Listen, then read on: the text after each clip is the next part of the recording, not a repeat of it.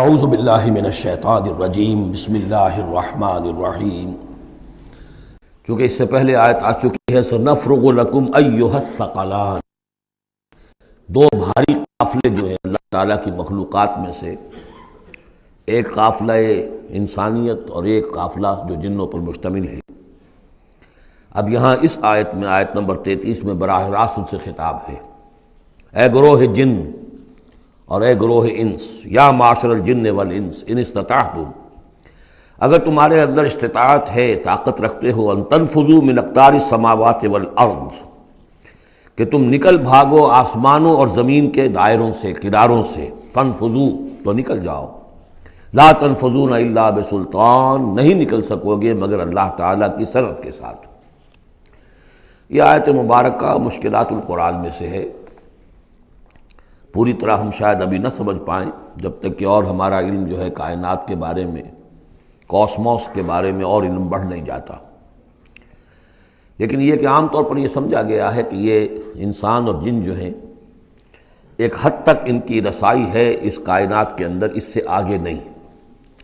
جیسے کہ آ چکا ہے، میں پہلے بھی بیان کیا ہے کہ جنات کے لیے غالباً یہ ہمارا جو سولر سسٹم ہے یہ پورا جو ہے یہ ان کی جولان گاہ ہے، اس میں یہ جائیں جدھر جائیں چلے جائیں، اس سے آگے نہیں۔ انسانوں کا معاملہ یہ ہے کہ وہ اس کے اندر بھی جو بھی فاصلہ طے کرتے ہیں، وہ ظاہر بات ہے کہ وہ اس کے لیے مشینیں ایجاد کر کے جہاں تک جا رہے ہیں، لیکن اس پورے سولر سسٹم تک بھی ان کی رسائی ممکن نہیں ہوگی۔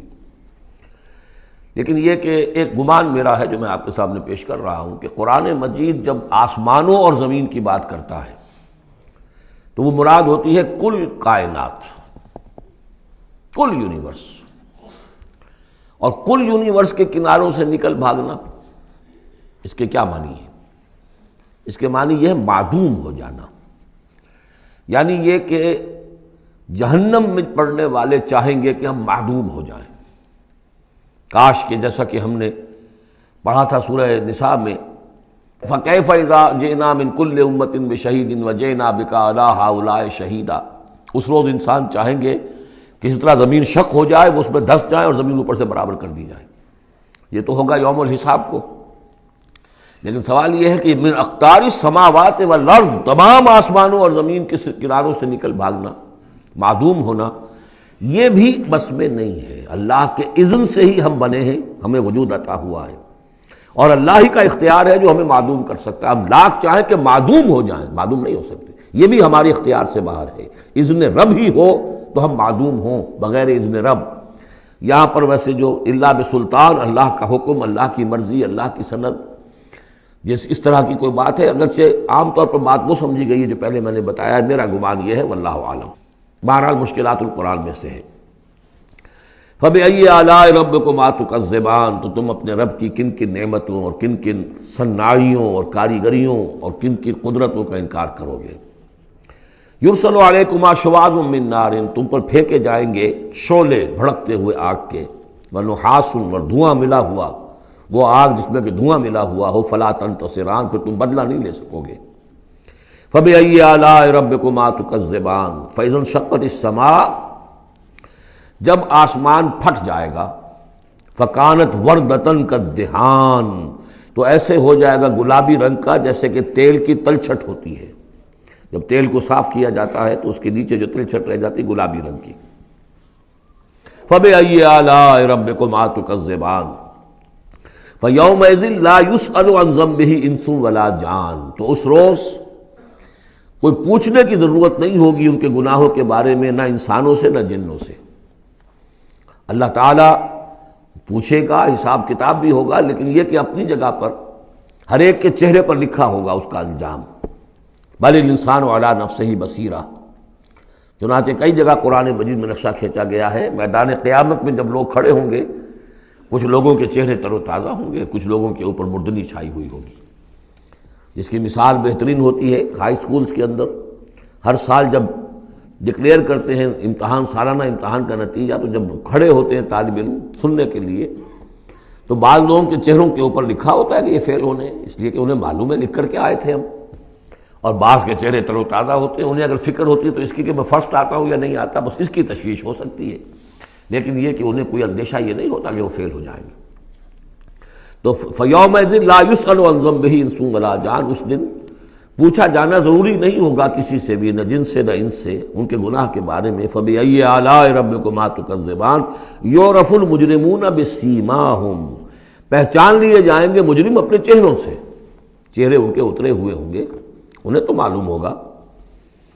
یعرف المجرمون بسیماہم فیؤخذ بالنواصی والاقدام، پھر ان کو پکڑا جائے گا ان کی پیشانی کے بالوں سے اور پاؤں سے، یعنی ہر ایک کو کوئی فرشتہ جو ہے وہ ادھر سے اس کی پیشانی کے بال پکڑے گا اور ادھر سے اس کی ٹانگیں پکڑ کر ٹاس کرے گا اسے۔ فبأي آلاء ربكما تكذبان هذه جہنم التي يكذب بها المجرمون، جب پھینکا جائے گا اسے جہنم، یہ ہے وہ جہنم جس کو جھٹلاتے رہے تھے وہ لوگ کہ جو جھٹلانے والے تھے۔ هذه جہنم التي يكذب بها المجرمون، جسے مجرم گناہگار جھٹلاتے رہے۔ یطوفون بینها وبین حمیم آن، اب وہ چکر لگاتے رہیں گے، اس آگ سے نکلیں گے، پانی پینا چاہیں گے تو وہ پانی کھولتا ہوگا، حمیم آن، کھولتے پانی کے اور اس آگ کے درمیان۔ فبأي آلاء ربكما تكذبان، اب یہ تو اہل جہنم کا انجام ہے جو یہاں بیان ہو گیا۔ یہاں جنتیوں کے انجام سے پہلے ان کا بیان ہے، سورہ واقعہ میں پہلے جنتیوں کا بیان آئے گا اور پھر اہل جہنم کا بیان آئے گا، ترتیب عکسی۔ وَلِمَنْ خَافَ مَقَامَ رَبِّهِ جَنَّتَانِ، اور جو بھی اپنے رب کے حضور میں کھڑے ہونے سے ڈرتا رہا، لرزا و ترسا رہا، اس کے لیے دو جنتیں ہیں۔ یہ دو جنتیں کیوں کہی گئی؟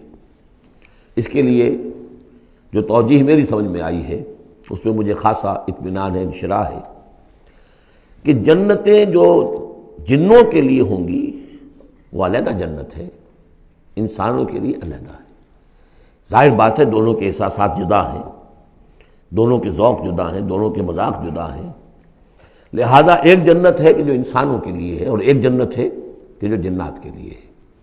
ایک ہی طرح کی چیزیں ان دونوں کے لیے پلیزنٹ اور ان دونوں کے لیے جو ہو سکتی ہیں مسرت اور سرور آمیز، وہ ایک طرح کی نہیں ہو سکتی، ان کے تقاضے مختلف ہوں گے۔ تو لمن خاف، جو ڈرنے والے ہیں ان کے لیے جنتیں فراہم کر دی اللہ نے، وہی تسلیہ کا صیغہ ہے چونکہ یہاں جنوں اور انسانوں سے خطاب ہو رہا ہے مسلسل۔ یہ جو جنتان ہوں گی یہ ابتدائی جنتیں جن کا ذکر یہاں ہو رہا ہے، اس کے بعد دو اور جنتیں ہوں گی۔ تو جنتیوں کے دو درجے ہیں، ان میں جنات بھی ہوں گے انسان بھی ہوں گے، تو چار ہو گئے۔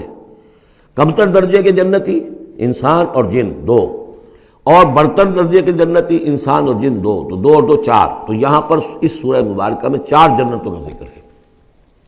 پہلے یہ کمتر درجے کے جنتیوں کا ذکر ہو رہا ہے۔